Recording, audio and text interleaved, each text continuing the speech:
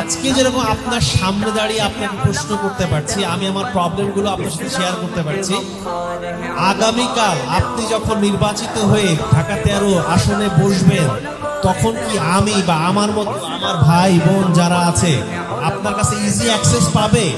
এইটাই নিশ্চয়তা আমাদের দরকার। আমরা এমন একজন প্রতিনিধিকে চাই যে প্রতিনিধি সবার জন্য কাজ করবে। ঢাকা 13 আসনে যে আপনাকে ভোট দিল তার জন্য কাজ করবে, যে ভোট দেয় নাই সেও আপনার ভাই, তার জন্য কাজ করবে। That's called development. সবাইকে নিয়ে আপনাকে আগাতে হবে। আমি জানতে চাই আপনি সেদিনও কি এরকম ইজি অ্যাক্সেস দিবেন কিনা? থ্যাংক ইউ জাযাকাল্লাহ। খুব জরুরি প্রশ্ন করার জন্য। এই প্রশ্ন ইতিমধ্যে বারবার অনেক জায়গায় অনেকের কাছ থেকে এই প্রশ্নের সম্মুখীন হয়েছি। এই প্রশ্নের সোজা সাপটা উত্তর কোনো ভনিতা ছাড়া, সেটা হলো আমি অনুভব করি, আমি ফিল করি এমপি হওয়ার অর্থটা কি। আমি মনে করি এমপি হওয়ার অর্থ হলো আমার 4,08,000 প্লাস যে ভোটার এবং সেই ভোটারদের সাথে এই এলাকায় বসবাসরত যত নাগরিক আছে, এই ভোটারদের যারা সদস্য আছে, অর্থাৎ more or less than 10 lakh peoples যারা আমার এই সংসদীয় আসনে বসবাস করে। আমি মনে করি এমপি হওয়ার অর্থ হলো এই 10 লক্ষ মানুষের দায়িত্ব নেওয়া। কাজে এই 10 লক্ষ মানুষের যে দায়িত্ব আমি নিচ্ছি, আমি তো স্বেচ্ছায় নিচ্ছি। এই 10 লক্ষ মানুষের দায়িত্ব আমি স্বেচ্ছায় নিচ্ছি, চেয়ে নিচ্ছি। কাজেই এই 10 লক্ষ মানুষের দায়িত্ব যখন আমি চেয়ে নিচ্ছি এবং দায়িত্বশীল হওয়ার জন্য আমি নিজেকে জাতির সামনে উপস্থাপন করেছি, কাজেই এই 10 লক্ষ মানুষের ব্যাপারে আমাকে জবাবদিহিতা করতে হবে দুটো জায়গায়, দুটো না বরং 3টি জায়গায়। প্রথম জবাবদিহিতা করতে হবে আমাকে জনতার আদালতে, দ্বিতীয়ত আমাকে জবাবদিহিতা করতে হবে আমার নিজের বিবেকের আদালতে, তৃতীয়ত আমাকে এই 10 লক্ষ মানুষের জন্য, প্রতি ব্যক্তির জন্য আমাকে জবাবদিহিতা করতে হবে আমার আল্লাহর আদালতে। কাজেই আমি মনে করি আমার জন্য ফরজ নামাজের পরে, ফরজ ইবাদতগুলোর পরে সবচেয়ে গুরুত্বপূর্ণ কাজ হবে আমার যে আমার এই 10 লক্ষ মানুষের প্রত্যেকটা মানুষের প্রয়োজনে, যেখানে আমার প্রয়োজন, আমাকে আমার অবর্তমানে যেন কোনো একজন মানুষের কোনো একটা প্রয়োজন অপূর্ণ না থাকে, সেই বিষয়টা নিশ্চিত করা, সেটা হবে আমার রাজনৈতিক নেতৃত্বের এবং ধর্মীয় দায়িত্ব। কাজে ইনশাআল্লাহ আপনি যেটা বললেন, আপনারা যেটা বললেন, সেটার জন্য আমার সুনির্ধারিত কর্ম পরিকল্পনা আছে।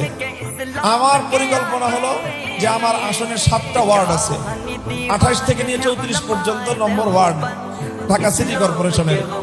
প্রতিটা ওয়ার্ডে আমার পক্ষ থেকে একটা আয়োজন থাকবে, লোক নিয়োগ থাকবে, যারা ওয়ার্ডের যাবতীয় সকল বিষয়ে উইলিংলি আমরা নিজেরাই সেখান থেকে সংবাদগুলো সংগ্রহ করব, যে কোথায় কার কি সমস্যা, পার্সোনাল লাইফেরও যদি অথবা ব্যক্তিগত, পারিবারিক, সামাজিক যে কোনো ঝুট ঝামেলা, যেগুলোতে আসলে একজন এমপি হিসাবে, জনপ্রতিনিধি হিসাবে দায়িত্ব পালন করার, ভূমিকা রাখার সুযোগ আছে, সেই জায়গাগুলোতে যেন আমরা রিচ করতে পারি।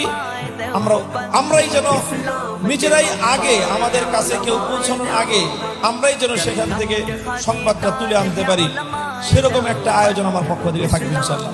এক, প্রথম। দ্বিতীয় হলো, এরপরে যদি আমরা রিচ করতে নাও পারি, প্রত্যেক ওয়ার্ডের মানুষের জানা থাকবে যে এই ওয়ার্ডে মামুনুল হকের অফিস এটা, এবং তার অফলাইন এবং অনলাইন, ডিজিটাল এবং অ্যানালগ দুইভাবেই প্রত্যেকটা মানুষ যেন আমাকে রিচ করতে পারে 24 ঘন্টা 7 দিন 30 দিন মাসের এবং বছরের 12 মাস সব সময় যেন একজন আমার আসনের প্রতিটি নাগরিক যেন আমাকে রিচ করতে পারে, তার জন্য আমার একটা আয়োজন থাকবে।